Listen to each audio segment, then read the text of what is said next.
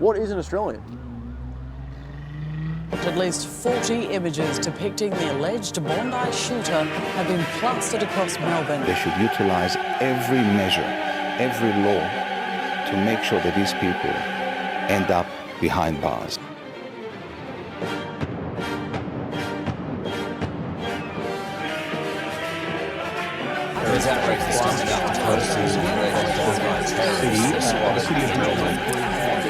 Peter Drew is an Australian artist who created a series of posters featuring pictures of people from widely different non-white ethnic backgrounds. The message itself is fairly clear. It implies that the term Aussie has never had any racial or cultural connotations whatsoever, that a tribesman from the Kalahari Desert or a native of Outer Mongolia can be given a plane ticket and a passport and instantly be as Australian as anyone else. Yo. Well, Morning. morning Patriot. We're going to go straight to our first target, of which we've got a few, thanks to the Patriot intel drops we've been getting. We're going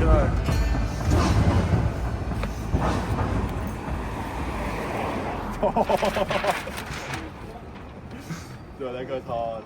This is a Patriot city. So this guy just came up to us. He asked us what was going on. We explained that Peter Drew is doing these artworks. He's basically saying that anyone can be an Aussie. That's the subtext of his artwork. That even there's no ethnic or racial background to being an Aussie. National identity has a old connection to race, essentially, and I think sort of breaking that down and making national identity more about the other values that we have, not racial values of, well, all sorts of different values, but breaking that association between nation and race is something that takes a very long time, and culture, like my posters, have a small role in that, and so it sort of just chips away at it and helps people realize that being Australian is fundamentally doesn't come down to race. It comes down to a sense of belonging, contribution in all sorts of different ways. So This project, this funny little Donald Trump Naveed acronym, this is taking it to its natural conclusion. Naveed acronym in Aussie, Donald Trump in Aussie. It's not exclusive, right? No one's illegal on stolen land. Everyone's an Aussie. It's a piece of paper. I don't think many Australians, like the Anzacs or the founding people of this country, would agree with that. It is an invention, a very modern invention, that it needs to be upheld by literally street propaganda. But we can counter it in the street and get people to look at the extreme conclusions of this ideology. And this is what this really is about. all identity should be fluid in some sense, whether that's the makeup of our blood, that being our race or nationality, or our job, or the behavior we exhibit, the clothes we wear. It's all superficial in some sense. We are merely taking that to its extremes and saying, we're taking that to the... I want to see if we got our dimensions right. Oh, it's spot on. Still glue? This is art, this is real art. And I think they don't believe in Australia. And they can't make a positive poster about Australia. They can only make these negative posters that nobody wants. And I challenge them to make something positive that people actually want. And I challenge them to put their name to it as well if they have any courage. And that's something they can't do because they don't really believe in what they're saying. Challenge accepted. Challenge accepted. This link, we got posters, our names being put to them, and they're positive, and we know people will want them. So, challenge accepted, Mr. Challenge Drew. accepted. What do we got? What posters do we have? I think it'll be, I can confirm, obviously they'll be from like Bailey Smith through to Abby Chatfield. There's a long range of posters that will be available on there. True. High quality prints for your room, good posters. I think it'll be fantastic. Positive posters. Positive. Reinforce Australian identity. Our names to put to them. And challenge accepted, Challenge accepted. He thinks he can get away with saying that? Well, bang, like there we go. Here we are, bro. Right here. The societies that are being created today in the West are tabula rasa societies. That is, the surface of what it means to be or possess the Western identity has been smoothed down to such a degree that it is blank, where what it means to be an Aussie is you got two dots and a mouth. that is to be an Australian. And the likes of Peter Drew only exemplifies this ideology. This ideology, by the way, is effectively state mandated now. There can be penalties, vilification crimes, if you question who actually is an Aussie. And so right here, in that sort of doctrine of tabula rasa, of everyone's an Australian, where it's been smoothed down to such a degree, you only need to have a face to be an Aussie. You have Naveed Akram, the son of a legal immigrant who came here in the 90s as a student. And how well did he assimilate? And under this doctrine of tabula rasa, there seems to be no contradiction. Would Peter Drew really say he isn't an Aussie? No. Of course, in this doctrine, he was always an Aussie. Whether or not he committed the attack didn't make him un-Australian. He wasn't born un-Australian at birth. He didn't become un-Australian after the attack. For Peter Drew, the 2 dots and a mouth makes you an Australian. Much like potentially Trump could be an Australian. Hang on, I thought we were all Aussies. And this is not even written in English. It's got a kangaroo on it though. But that's what I mean. So, like the kangaroo, Peter Drew has to like put his art in this hand printing screen process to give it like a false sense of authenticity, where it's like, oh, this is like something new and organic. It's a totally astroturfed thing. Yeah. And so we can print ours because we're, the dissident, the transgressive force. We don't need to. Oh, is that Ozpoo? What's up, bro? Bro, what the fuck? How are we supposed to get that? He had a ladder when he did it. Bro, get on my shoulders and then low key. That's not happening. Get on my shoulders. What does it mean to be an Aussie? Is it some values? Is it a piece of paper? Is it the blood in your veins? Is it some combination of the three? No one really knows. It's a question that just some years ago people would answer off the top of their head. Now it's become so convoluted many choose not to answer the questions. Better to be avoided. It's offensive if you try and answer it, if you try and define it, because you might end up excluding some groups. But it's a silly question. It's a silly display, these Donald Trump posters, the Naveed Akram posters. What are we even getting at? Who can answer this question? Why take it so seriously, man? Because for me, it's existential. If you cannot define a group of people, if their identity is non-exclusive, everyone can be an Aussie. If a man can step off the boat and he has the right papers, he becomes as Australian as Alfred Deakin. If a man has the right values and he's Australian as Billy Hughes, doesn't that sort of erase an identity that may have been built up over the development of this nation? The identity that the Anzacs sought to protect, the identity that was at Federation itself in its infancy so developed. Now we don't even have an answer to what it means to be an Australian. So I'm asking all the same questions that those who ponder on Peter Drew's art ask, but I'm still taking it to its limits. Was Naveed Akram, did he have the right values to be an Aussie? Or did he have the right papers? He was born here, he was an Aussie. Was Donald Trump, does he have the right values to be an Aussie? He doesn't have the papers, but does he have the values? What is an Australian? Seeing his posters is like system propaganda. There's nothing rebellious about what he's doing. The state and the media love it. They lick their chops with it. Their artwork is quite simple and they're putting it in museums. And Awful. I mean, what a bunch of absolute grubs. How widespread are these posters? They claim to be patriots, but we're the patriots. We're the ones who love Australia. How does that even make sense, though? Like, from Peter Drew's own perspective, he's revealed, like, his artwork is a part of this effort to deconstruct the Australian identity, which he says is fluid and actually, what is it, superfluous, he says? Superficial? Superficial, Okay. that was actually. And he sits here with Chairman Mao in his office saying that he's the patriot, the guy kind of actively working to destroy the Australian identity, who reducing it down to such a level that it is superficial. He's supposed to be the patriot. He's supposed to be the guy that loves Australia. What do you love? And then when someone trots along and takes that to its natural conclusion and says, okay, Naveed Akram's an Aussie, it's outrageous. You can't believe it. They're not patriots. Like, this is just your ideology writ large. Sorry, little bro. It's funny he uses the word believe. We believe in Australia because that's all it is to him. It's a belief. It's a fabrication. There is no cosmopolitan Australia. Like, he has to reinforce this kind of delusional faith in this construction, this like construction that's 20 years old, because prior to that, prior to all this propaganda, everyone understood what Australian was. It was an ethnic identity, and he is a part of the cabal that is seeking to remove that ethnic element to it, and we don't have to believe in it.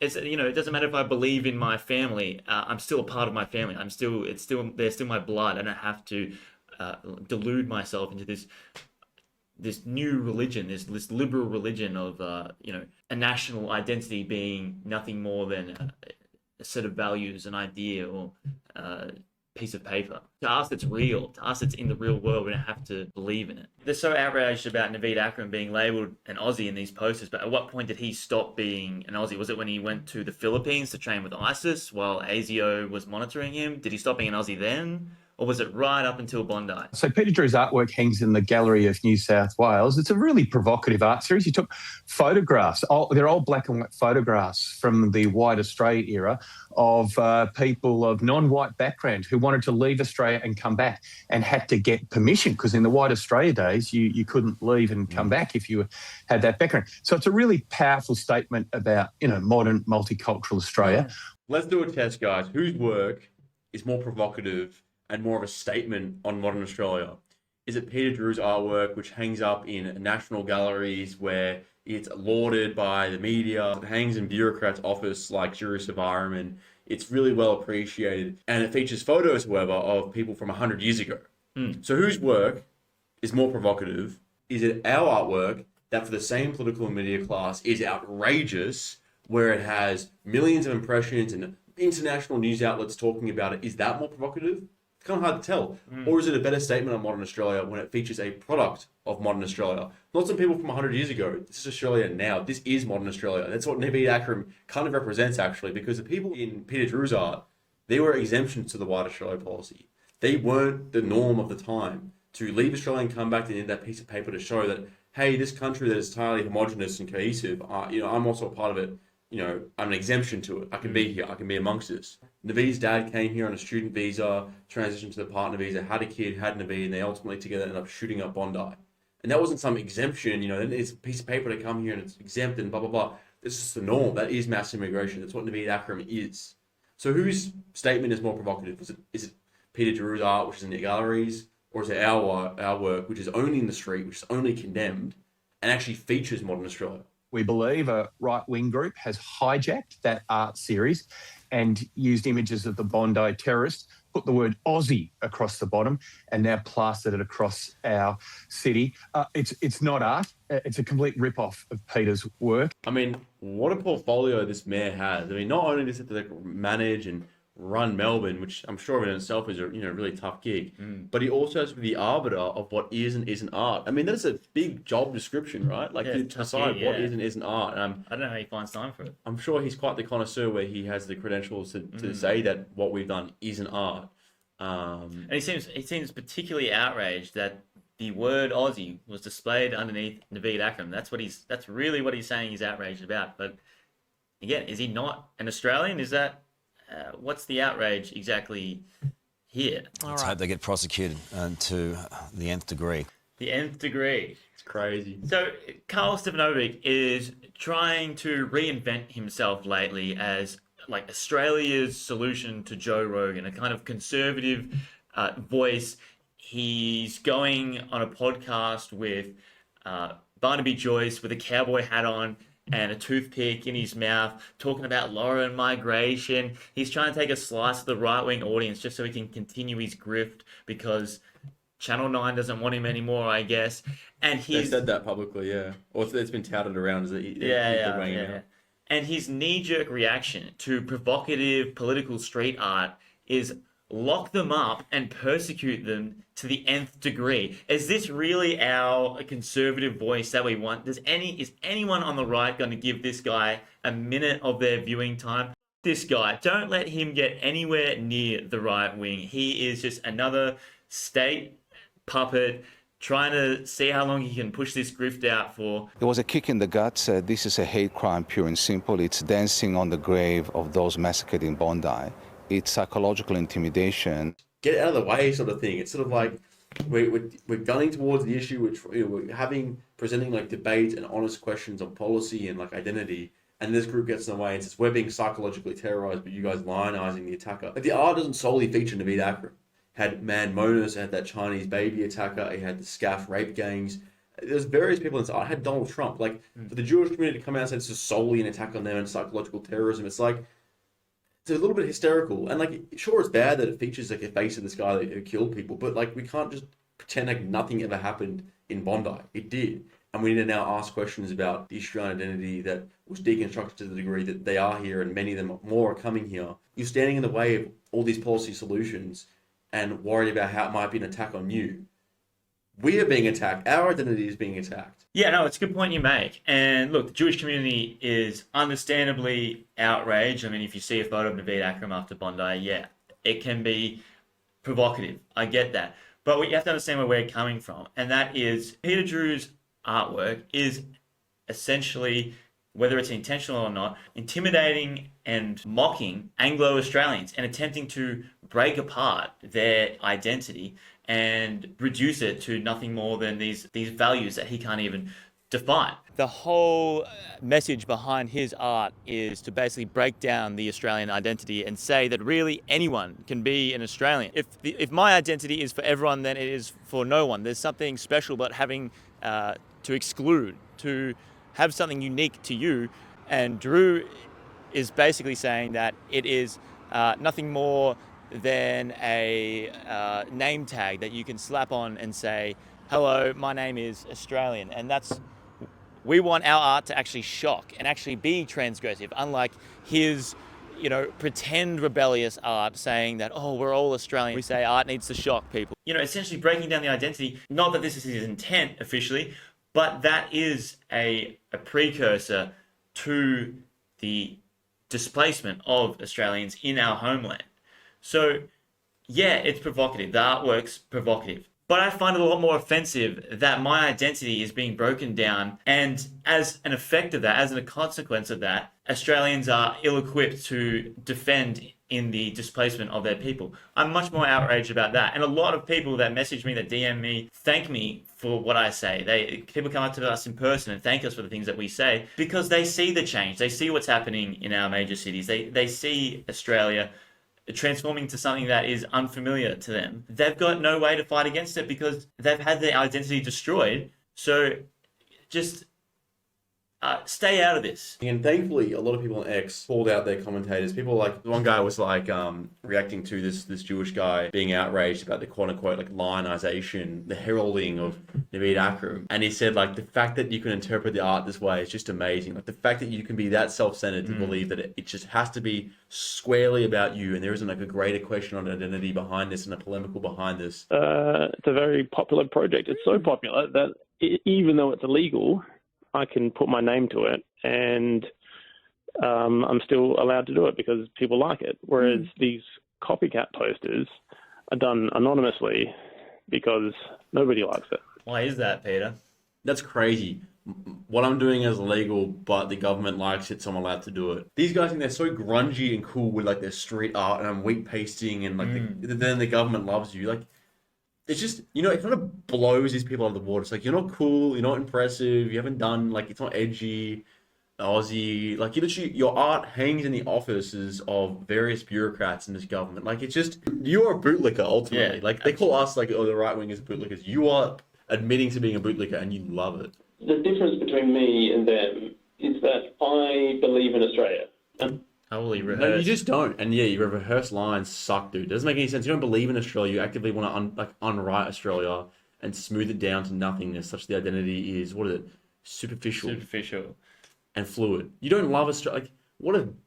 He probably thinks that, he probably rehearses that in the mirror at night. Yeah. I love Australia.